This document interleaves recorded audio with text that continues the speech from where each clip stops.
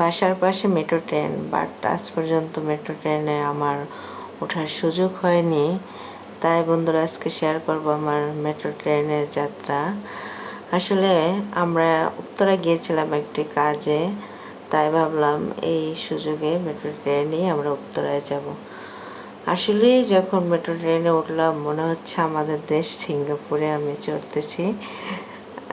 কারণ 25 মিনিটে আমরা উত্তরা গিয়েছিলাম আর এত সুন্দর ভিউ পাইলাম। যাই হোক, উত্তরা গিয়েছিলাম কাজে, বাট কাজের ফাঁকে যেহেতু দিয়াবাড়িটা কাছে, অনেক দিন যাওয়া হয় না, তাই ভাবলাম আমি আর আপনার ভাইয়া দিয়াবাড়িটা একটু ঘুরি, মানে যতটুকু টাইম পাই আর কি। তাই আমরা একটা অটোরিকশা নিয়ে চলে গেলাম দিয়াবাড়ি। দিয়াবাড়িতে এর আগে আমার যাওয়া হয়েছিল আমার ফ্রেন্ড সার্কেলের সাথে, সেটা ছিল 2016।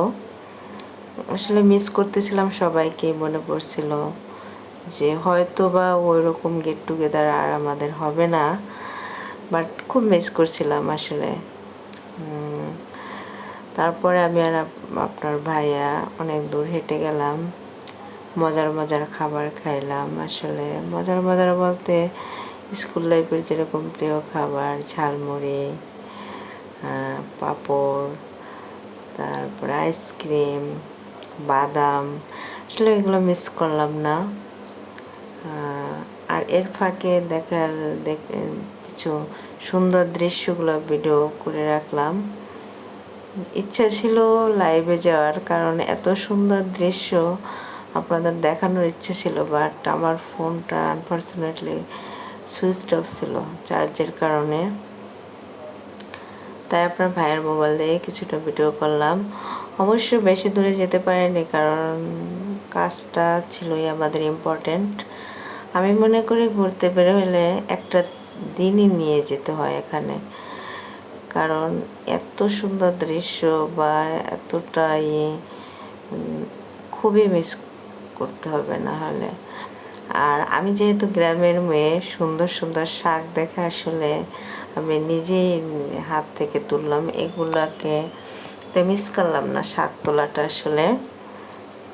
এই যে দেখেন কি সুন্দর ভিউ, মন চাইছিল না যে চলে আসি, বাট কাজের জন্য আসতেই হবে। তা ভাবছি পরে আবার হয়তো বা আমার বেবিদের নিয়ে যাব, যেহেতু আমরা দুজন গিয়েছিলাম।